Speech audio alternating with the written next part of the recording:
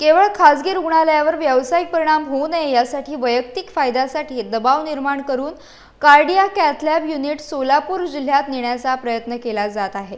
शिवसेना उद्धव बाळासाहेब ठाकरे पक्षाच्या वतीने राज्य शासनाच्या या निर्णयाचा जाहीर निषेध करण्यात आला।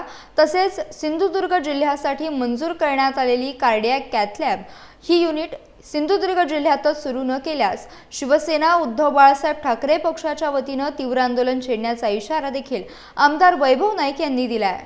आरोग्य विभागामार्फत उद्धवजी ठाकरे मुख्यमंत्री असताना खासदार विनायक राऊत आणि मी पाठपुरावा करून सिंधुदुर्ग जिल्ह्यामध्ये कॅथ लॅब मंजूर केली होती आणि त्यानंतर शासकीय मेडिकल कॉलेज मंजूर झालं आणि आरोग्य विभागाच्या सगळ्या जागा शासकीय म्हणजे आरोग्य विभागाच्या सर्व जागा हे शैक्षणिक वैद्यकीय शिक्षण विभागाकडे गेल्या आहेत आणि त्यानंतर ही कॅथ लॅबसाठी जागा नव्हती असं CS ने पत्र दिल्यामुळे आणि या पत्र देण्यासाठी काही लोकांचा राजकीय लोकांचा दबाव होता।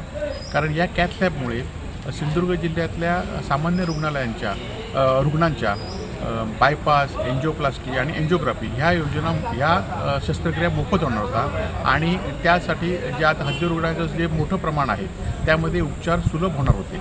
परंतु यासाठीच विनायक राऊतांनी मी यासाठी पाठपुरावा केला होता आणि ही कॅथ लॅब मंजूर केली होती। परंतु सध्याच्या शासनाने आणि सध्याच्या शासनाच्या राज्यकर्त्यांनी ही कॅथ लॅब सोलापूरचे आरोग्यमंत्री आणि सोलापूर जिल्ह्याचे पालकमंत्री तानाजी सावंत यांनी आपला राजकीय दबावावरून ही कॅथ लॅब सिंधुदुर्ग जिल्ह्यात मंजूर झालेली कॅथ लॅब ही सोलापूरला गेलेली आहे। खरं तर कॅथ लॅबसाठी आरोग्य विभागाकडे आपलं कुडाचं महिला हॉस्पिटल आहे, कुडाचं रुग्णालय आहे, या ठिकाणी जागा उपलब्ध आहे आणि त्या ठिकाणी त्या होऊ शकतात। आता निवडणुकीची आचारसंहिता आहे त्यामुळे आम्ही या संदर्भात जिल्हाधिकाऱ्यांना आत्ताच भेटलो आणि त्यांना पुढे पाठपुरावा करायला सांगितलं। परंतु निवडणूक आचारसंहिता झाल्यानंतर आम्ही सर्वजण या संदर्भात तीव्र असं आंदोलन करणार आहोत आणि ही कॅथ लॅब ओरोसमध्ये झाली पाहिजे अशी आमची सर्वांची मागणी आहे।